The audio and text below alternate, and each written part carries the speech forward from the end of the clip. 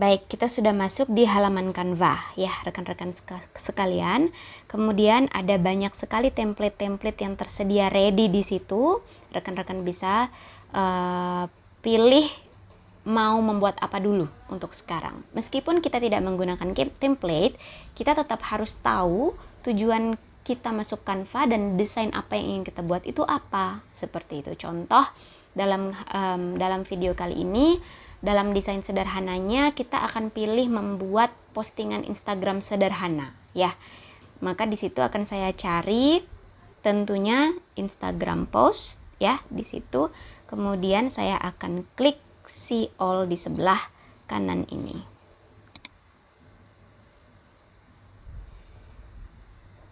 Ya, jadi kita jangan terlalu pedulikan template ini dulu ya, rekan-rekan. Kita tidak usah terlalu pedulikan template.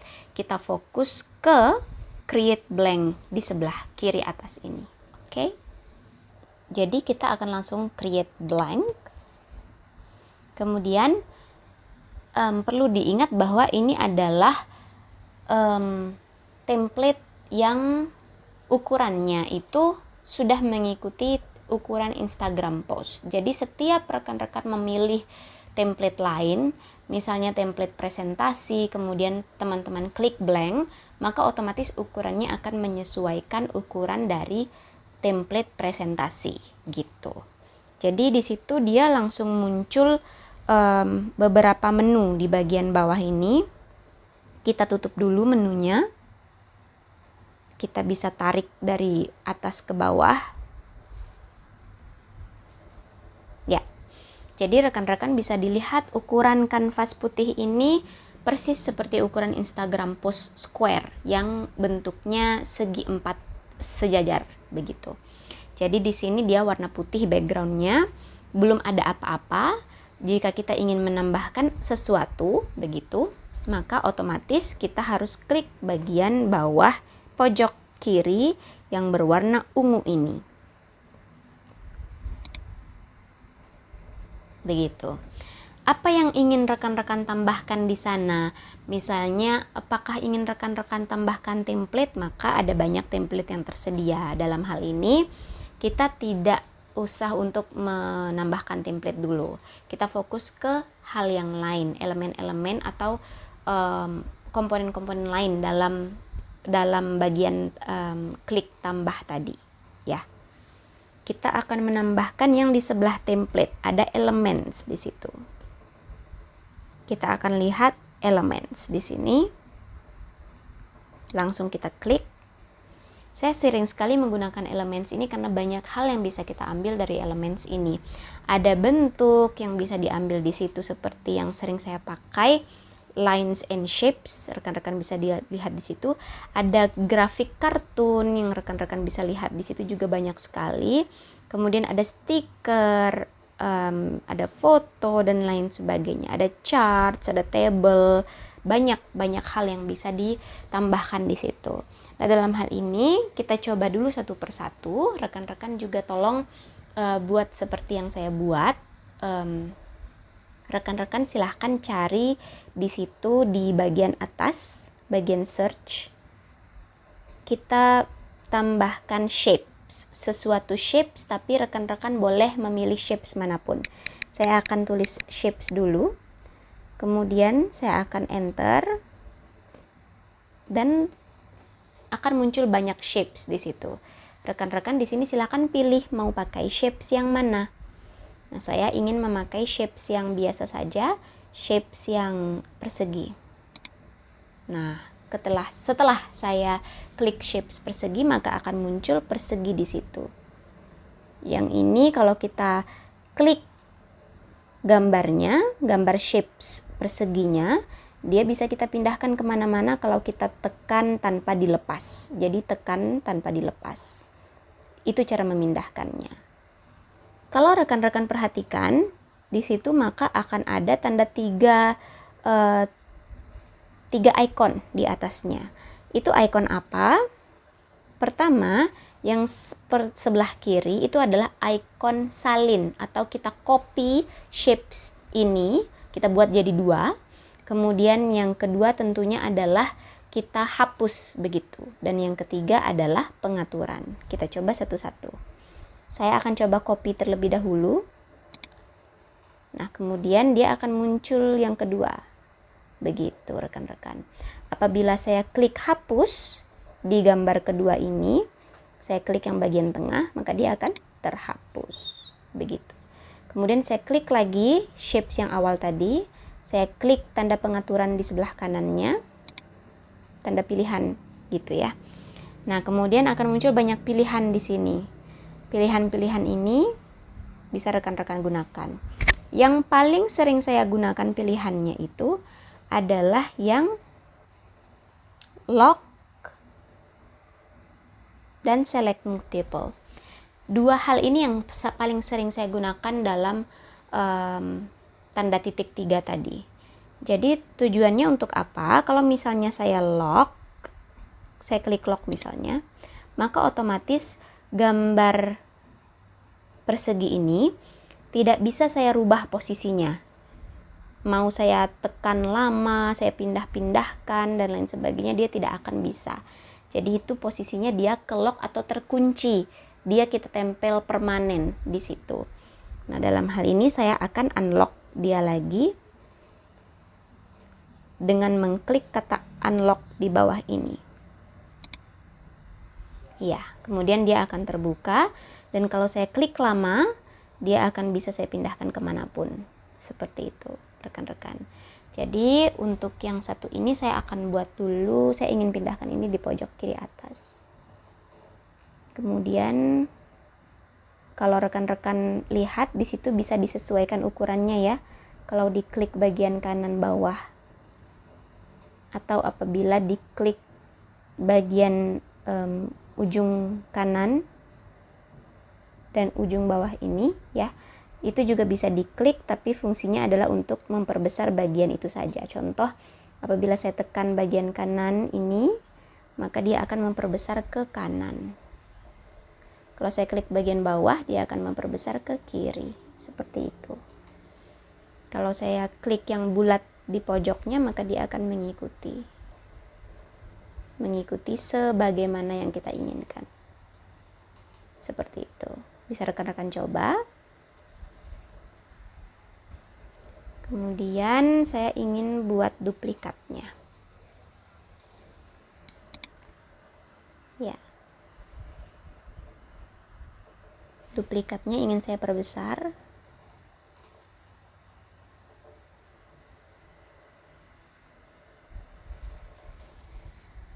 Baik, saya akan lepas kursornya dengan mengklik di luar kanvas putih.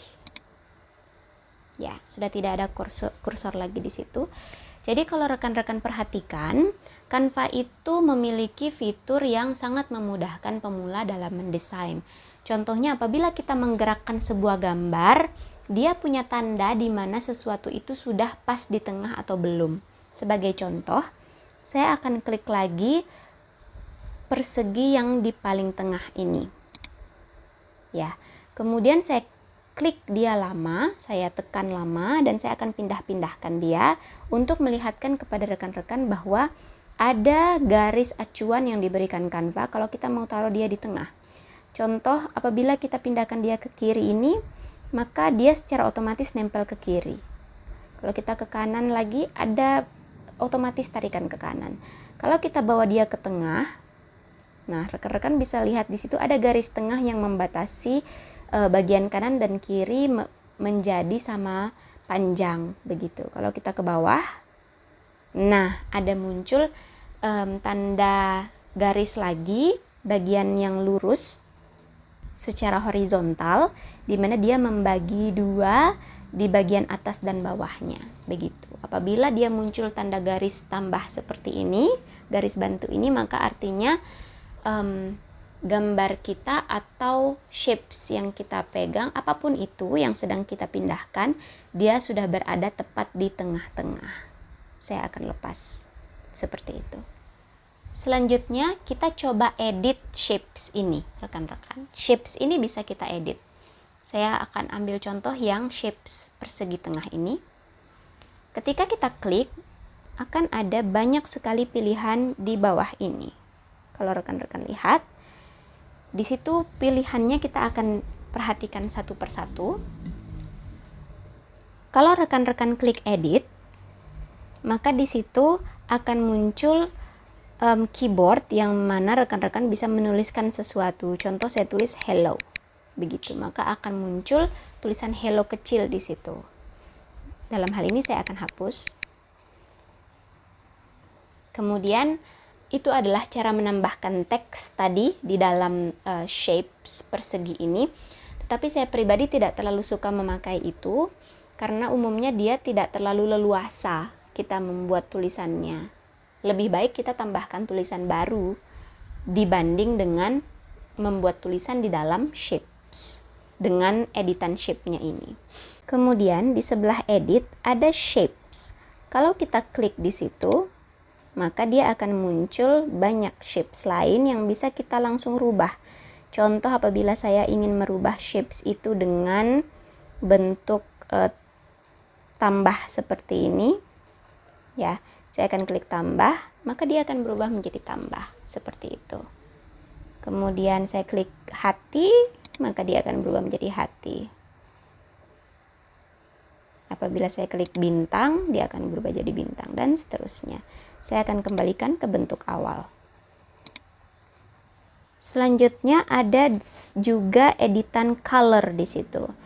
Apabila kita ingin merubah warna dari shapes tersebut. Sebagai contoh, saya akan rubah ini menjadi warna bebas. Ada warna-warna, banyak sekali warna di bawah sini. Misalnya saya pilih warna kuning.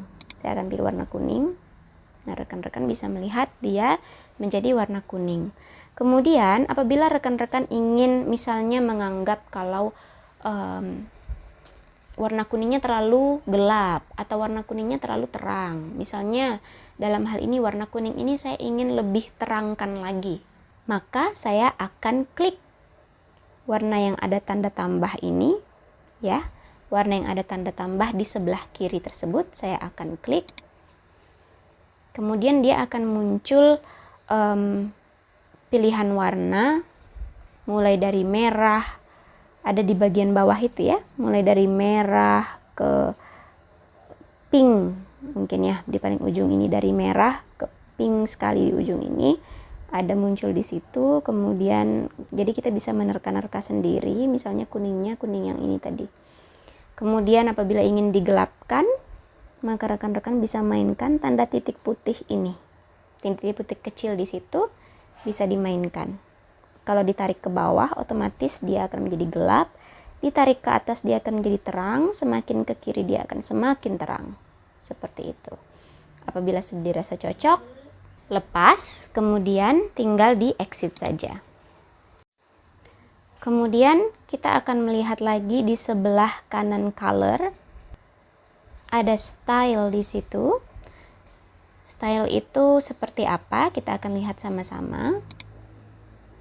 Ya, ini lebih kepada bagian garis, tambahan model garis lah ya.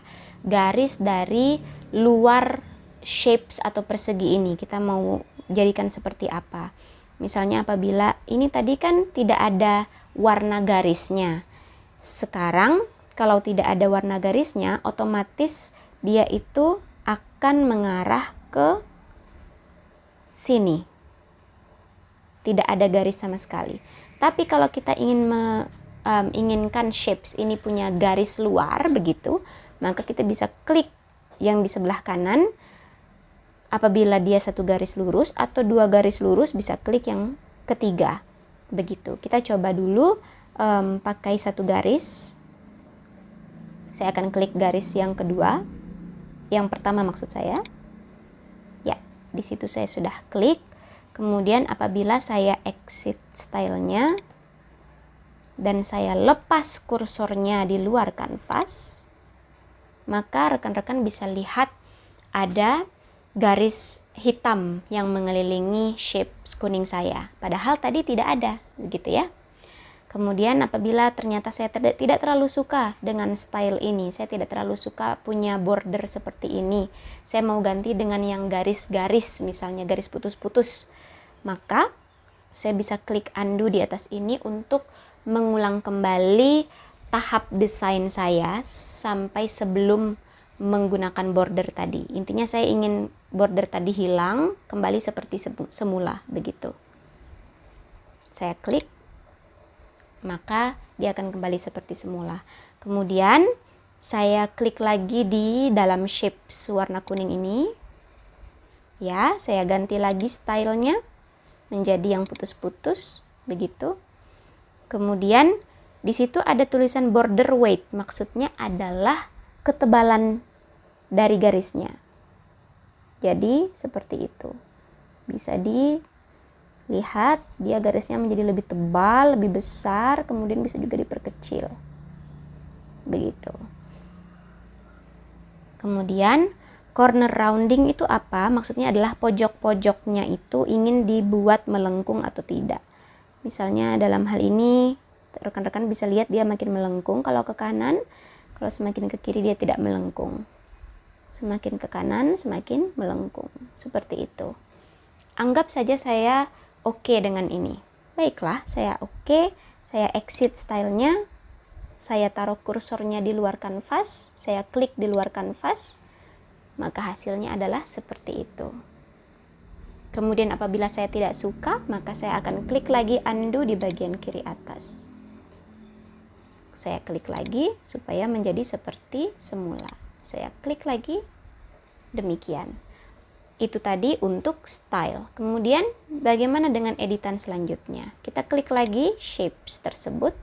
Kemudian kita geser ke kanan, di bagian bawah ini ada animate di sebelahnya ya. Saya tidak akan terlalu banyak menyentuh bagian 4 ini.